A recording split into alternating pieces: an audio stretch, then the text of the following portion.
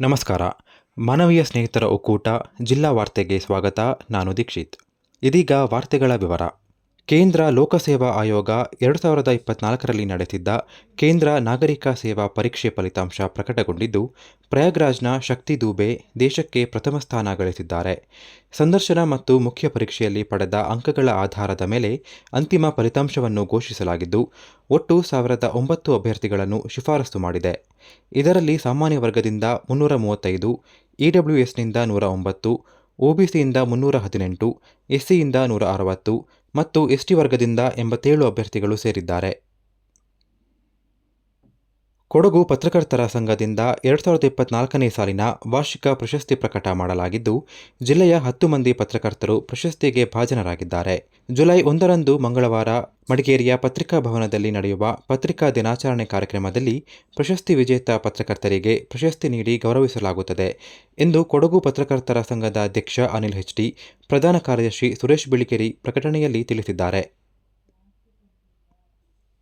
ಕೊಡಗು ಮೂಲದ ಲೇಖಕ ಹಾಗೂ ಇಂಜಿನಿಯರ್ ಮೂಕೊಂಡ ಪಿ. ನಿತಿನ್ ಕುಶಾಲಪ್ಪ ಅವರ ದಕ್ಷಿಣ್ south Indian mix and fables ರೀಟೋಲ್ಡ್ ಕೃತಿಗಾಗಿ ಪ್ರತಿಷ್ಠಿತ ಕೇಂದ್ರ ಸಾಹಿತ್ಯ ಅಕಾಡೆಮಿಯ ಬಾಲ ಸಾಹಿತ್ಯ ಪುರಸ್ಕಾರ ದೊರೆತಿದೆ. ಈ ಕೃತಿ ಕತೆ ಹೇಳುವ ವಿಶಿಷ್ಟ ಶೈಲಿಯನ್ನು ಪ್ರತಿಬಿಂಬಿಸುತ್ತದೆ. ಕೇಂದ್ರ ಸಾಹಿತ್ಯ ಅಕಾಡೆಮಿಯ ಬಾಲ ಸಾಹಿತ್ಯ ಪುರಸ್ಕಾರ ರೂ. 50,000 ನಗದು ಹಾಗೂ ಪ್ರಶಸ್ತಿ ಫಲಕವನ್ನು ಹೊಂದಿದೆ.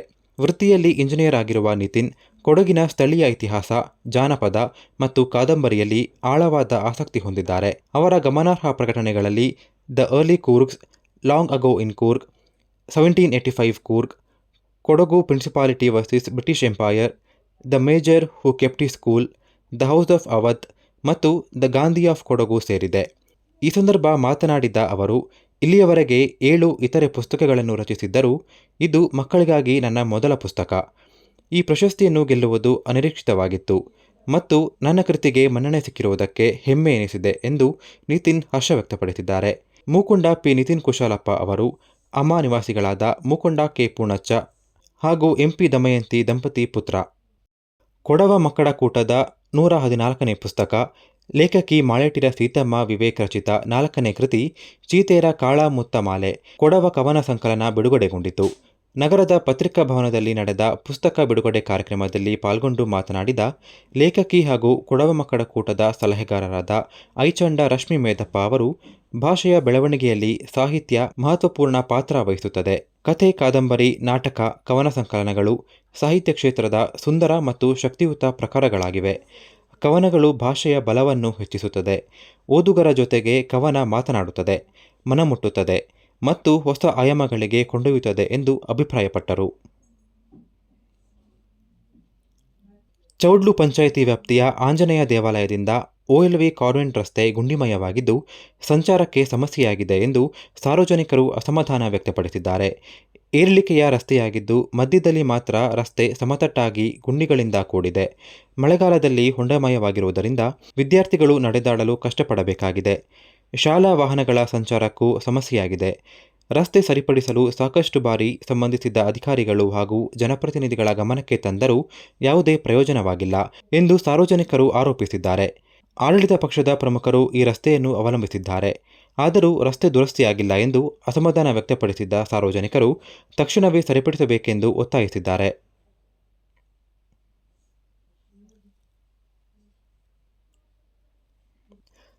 ಅತಿವೃಷ್ಟಿಯಿಂದ ಜಲಾವೃತವಾಗುವ ಪ್ರದೇಶಗಳಲ್ಲಿ ವಾಸಿಸುವ ಮಂದಿಗೆ ಯಾವುದೇ ಸಮಸ್ಯೆಯಾಗದಂತೆ ಕ್ರಮ ಕೈಗೊಳ್ಳಲಾಗುವುದು ಎಂದು ಸಣ್ಣ ನೀರಾವರಿ ಹಾಗೂ ವಿಜ್ಞಾನ ಮತ್ತು ತಂತ್ರಜ್ಞಾನ ಸಚಿವ, ಕೊಡಗು ಉಸ್ತುವಾರಿ ಸಚಿವ ಬೋಸರಾಜು ತಿಳಿಸಿದರು. ನಾಪೋಕ್ಲು ಪ್ರವಾಹ ಪೀಡಿತ ಪ್ರದೇಶ ಚೆರಿಯಪರಮುವಿಗೆ ಭೇಟಿ ನೀಡಿ ಪ್ರವಾಹದಲ್ಲಿ ಮುಳುಗಡೆಯಾಗುವ ನಾಪೋಕ್ಲು ಕಲ್ಲುಮೊಟ್ಟೆ ರಸ್ತೆ ಸಂಪರ್ಕಕ್ಕೆ ನೂತನವಾಗಿ 1.89 ಲಕ್ಷ ರು ವೆಚ್ಚದಲ್ಲಿ ನಿರ್ಮಿಸಲು ಉದ್ದೇಶಿಸಿರುವ ಮೇಲ್ಸೇತುವೆ ಸ್ಥಳವನ್ನು ಪರಿಶೀಲನೆ ನಡೆಸಿ ಮಾತನಾಡಿದರು. ಶಾಸಕರಾದ ಎಸ್ ಪೊನ್ನಣ್ಣ ಬಂದ ಮೇಲೆ ಇದನ್ನು ಮನಗಂಡು ಅವರ ಪ್ರಯತ್ನದ ಫಲವಾಗಿ ಕಾಮಗಾರಿಯನ್ನು ಕೈಗೆತ್ತಿಕೊಳ್ಳಲಾಗಿದೆ. ಮಳೆಗಾಲ ಮುಗಿದ ನಂತರ ರಸ್ತೆ ಎತ್ತರಿಸುವ ಕಾಮಗಾರಿ ಮುಂದುವರಿಸಲಾಗುವುದು ಎಂದರು. ಮುಖ್ಯಮಂತ್ರಿಗಳ ಕಾನೂನು ಸಲಹೆಗಾರ ಶಾಸಕ ಎಸ್ ಪೊನ್ನಣ್ಣ ಮಾತನಾಡಿ, ತಜ್ಞರ ಮಾರ್ಗದರ್ಶನದಲ್ಲಿ ಇಂಜಿನಿಯರ್ಗಳು ಪರಿಶೀಲನೆ ನಡೆಸಿ ಉತ್ತಮ ಗುಣಮಟ್ಟದ ರಸ್ತೆ, ಸೇತುವೆ ನಿರ್ಮಿಸಲಾಗುತ್ತಿದೆ.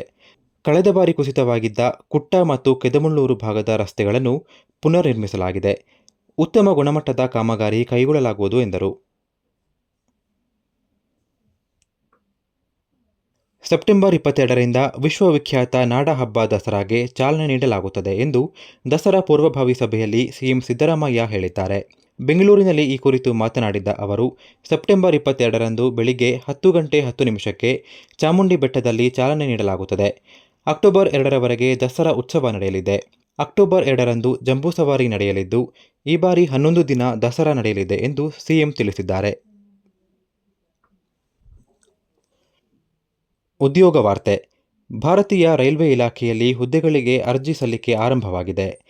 ರೈಲ್ವೆ ನೇಮಕಾತಿ ಮಂಡಳಿ 6180 ತಂತ್ರಜ್ಞ ಹುದ್ದೆಗಳ ನೇಮಕಾತಿಗಾಗಿ ನೋಂದಣಿ ಪ್ರಕ್ರಿಯೆಯನ್ನು ದಿನಾಂಕ 28/6/2025ರಿಂದ ಪ್ರಾರಂಭಿಸಿದೆ.